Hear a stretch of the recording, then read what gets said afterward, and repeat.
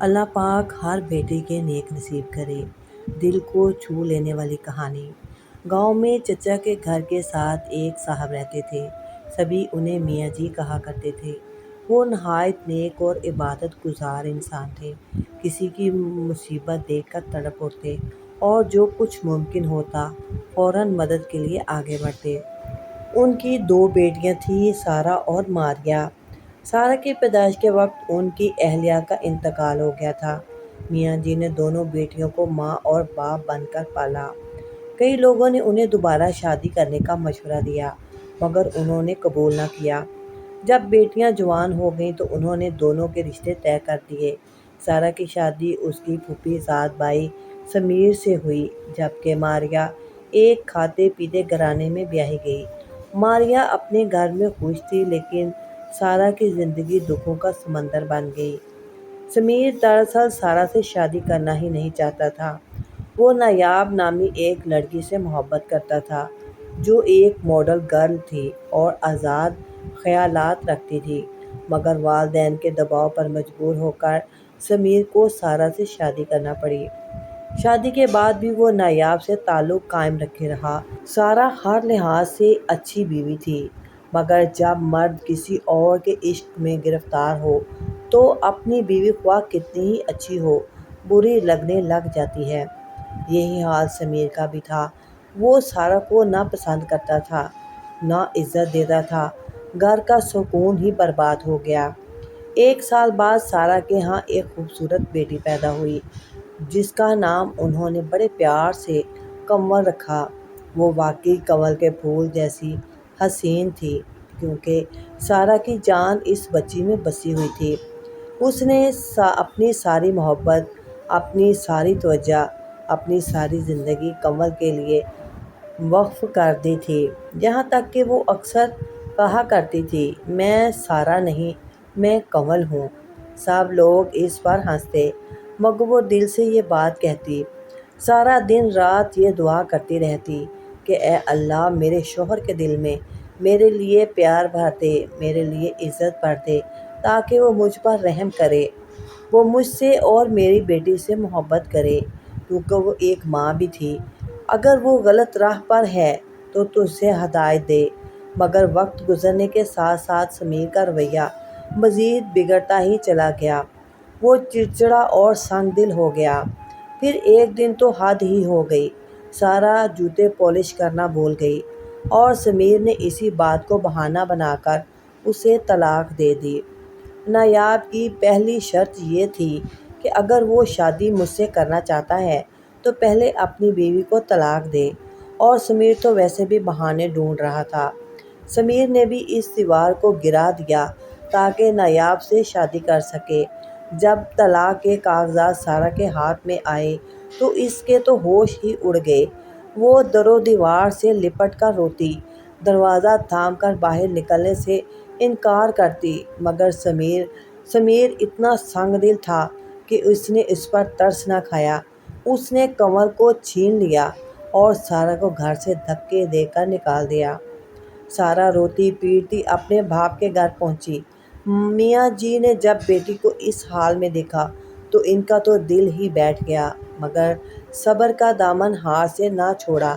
نہ داماد سے لڑنے گئے، نہ بہن بہنوئی سے کوئی شکوہ کیا، نہ کسی کے سامنے شکایت کی۔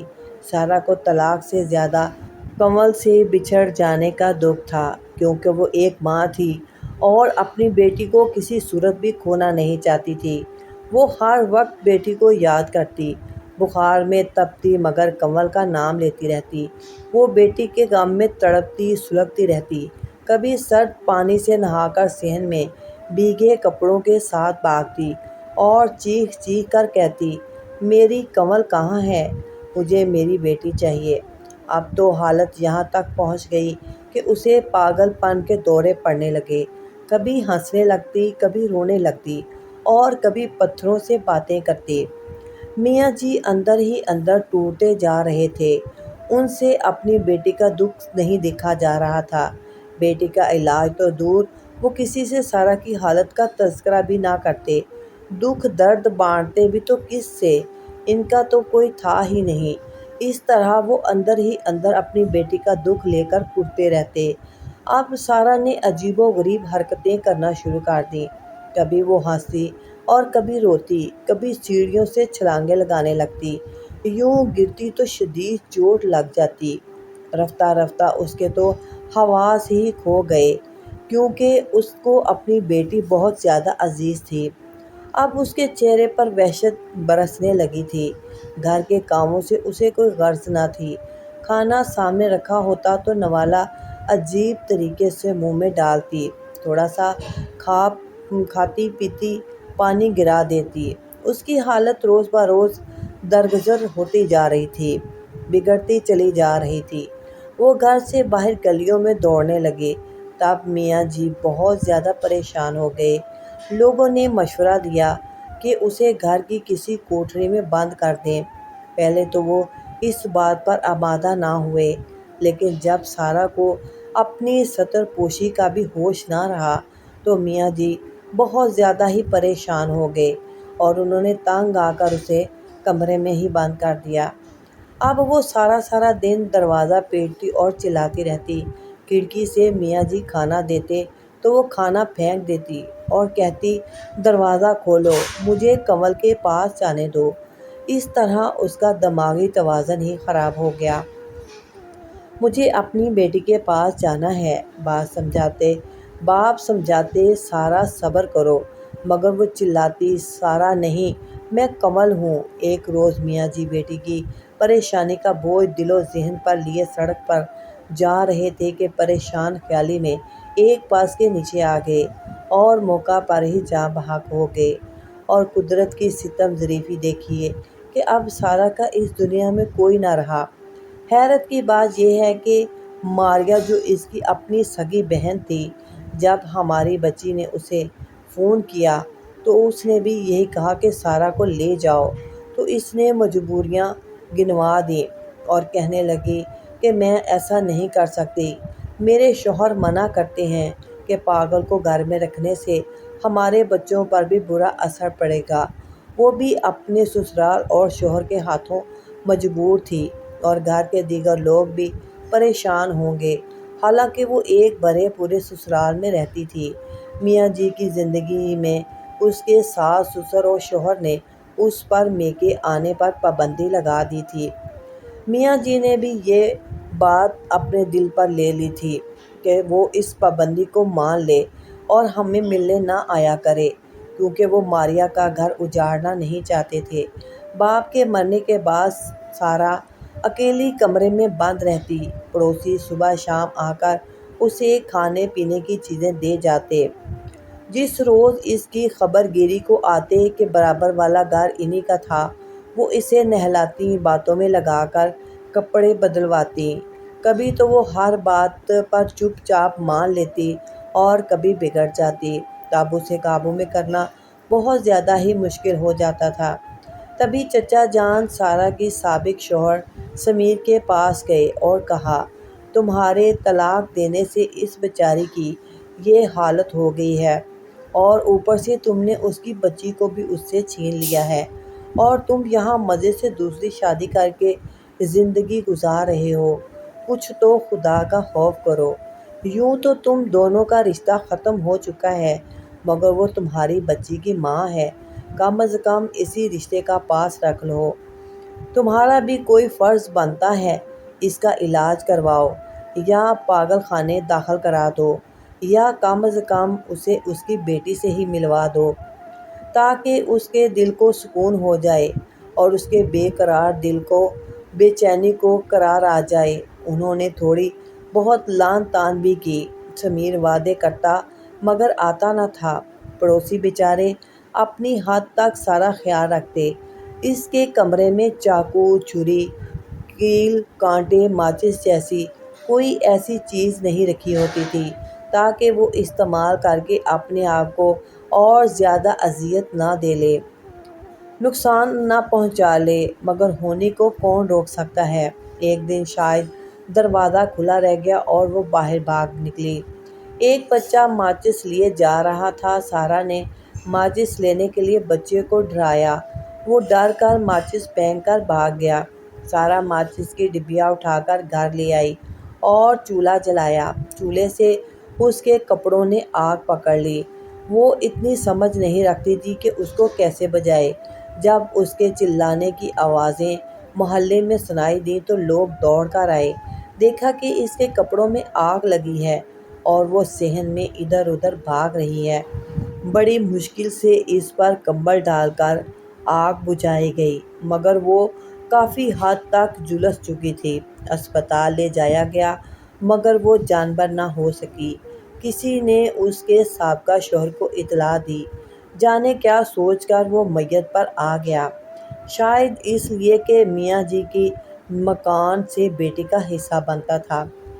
لوگ اپنا کیا کیا سوچتے ہیں، لیکن یہ نہیں سوچتے کہ انہوں نے بھی ایک دن مرنا ہے۔ لیکن جب اس نے سارا کی جلی ہوئی لاش دیکھی تو بہت دکھی ہوا اور رونے لگا۔ حالانکہ اس کے ظلم ہی نے سارا کو اس انجام تک پہنچایا تھا۔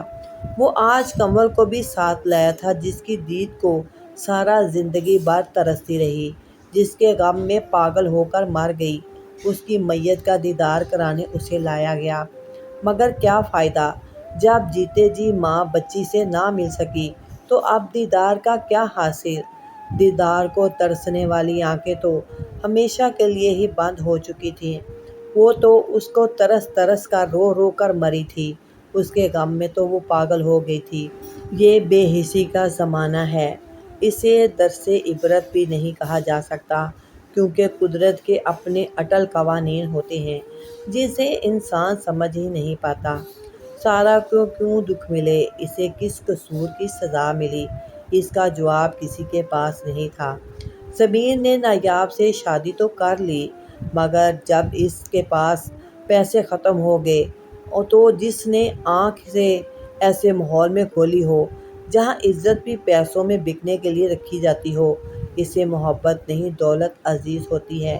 نایاب کو بھی دولت سے محبت کی تربیت ملی تھی۔